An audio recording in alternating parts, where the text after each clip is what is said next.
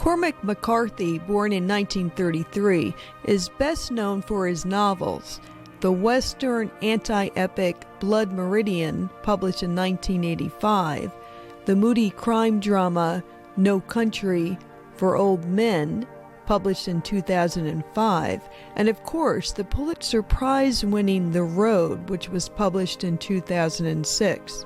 It is a post-apocalyptic vision of the American landscape as traversed by a father and his young son. Many people come to know McCarthy through two important films. Both No Country for Old Men and The Road were turned into blockbuster films, with No Country earning the Academy Award for Best Picture. If you've read or seen The Road or No Country for Old Men, you already know that McCarthy's works often depict explicit violence. There is also an element of the Gothic, with one critic describing The Road as filled with, quote, Gothic horrors. But recent critics have also pointed to strains of naturalism in his work.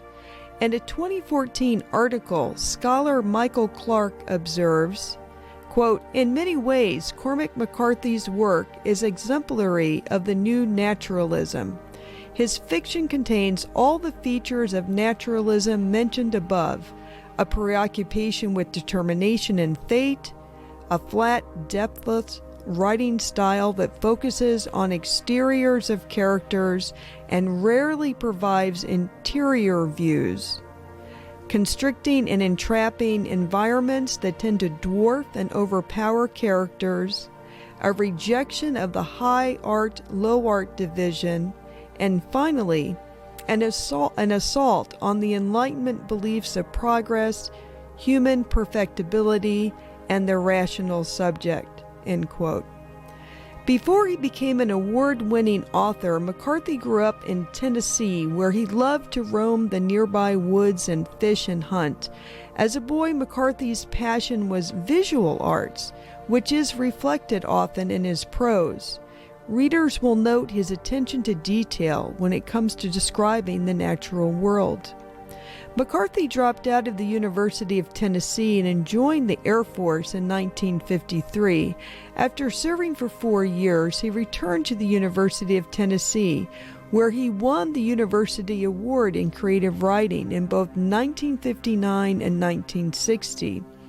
His first 2 stories were published in the university's creative writing journal, The Phoenix. Wait for Susan was published in 1959, followed by A Drowning Incident in 1960. A Drowning Incident is a very disturbing coming-of-age / loss of innocence story about a young boy, his dog, and his younger sibling. The descriptions of the natural world are foreboding, with the death of the cricket setting the tone for the rest of the story. Now, I will warn you, A Drowning Incident does contain violence done to animals, although it is the result of the violence and not the act of violence that the reader is shown. The seething anger of the boy towards his parents reaches a crescendo in the final paragraph, where the boy waits for, quote, him, and we assume his father is the person whom he was waiting to return home. McCarthy is a bit of a recluse. He rarely gives interviews or attends book signings or really does much in terms of the literary scene. What follows is an interview he granted to Oprah Winfrey in 2007 when she chose The Road for her book club. In this snippet, he discusses how his stories come to him. You were in the process of, how do you know when it's time to let it go? How do you know when the book has said, you're done? How do you know? Well, you just know. I mean, you told the story and that's it. I think it's just part of the whole enterprise. The same way you know, the same thing that tells you what to write. Mm-hmm. tells you when to stop writing it. It does. I think so, yeah.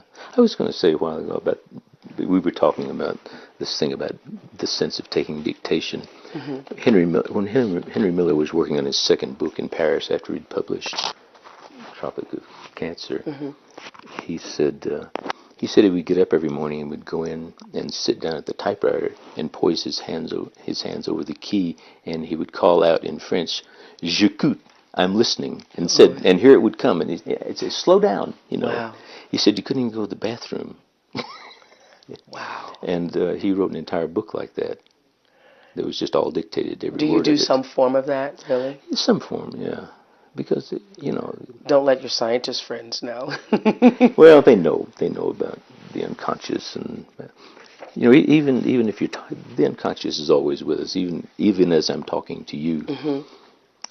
I'm very busy talking, and I'm watching you to see what your reactions are, and I'm saying these words, but somewhere in my head, someone's making up the next thing I'm going to say, which I don't even know what it is yet. Mm.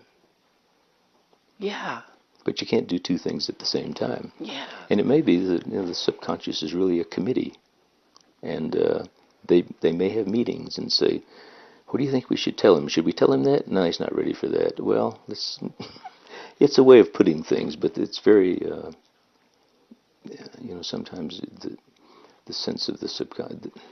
The sense of the subconscious and its role in your life is just something you can't ignore. No, you can't. In science, a lot of times, the people work on problems and just hit a wall and can't solve them, and they'll be the most famous one be solved in dreams. The most famous one is Kekulé's benzene ring. He couldn't figure out what benzene looked like. He couldn't figure out the shape of the molecules and everything, and he fell asleep in front of his fire, and he dreamt of the hoop snake, the Ouroboros, the snake with its tail in its mouth. And when he woke up, he realized, oh, it's a ring. Well, that came to him in his dream. Came to the dream, and the dream's the subconscious. Yeah. Yeah, but that raises the question as to why, you know, if your subconscious has solved this problem and is ready to tell you, why wouldn't it just say, "Hey, Kekule, it's a ring"? Yeah. Why wouldn't it do it that way? We don't know, but it may have to do. It's that brain thing again. It may have to do with, you know, the subconscious being older than language, and maybe it's more comfortable creating little dramas and telling you things. But it has to understand language. I love that thought. Yeah. I love the thought of that. The subconscious being older than language. I hadn't thought of it that way before. Yeah. So maybe, you know, language is pretty... We have a linguistic program here at SFI. You know, we meet occasionally and have linguists from all over the world. A lot of them are from Russia. But, you know, language is probably no more than about 70,000 years old. Well, compared to the 3 or 4 million years that we've been here, that's very recent. But it understands language because it understands the problems that you're working on, and then when you're sleeping, it will work on them for you. And that's why the rings came when he went to sleep. Yeah. Yeah.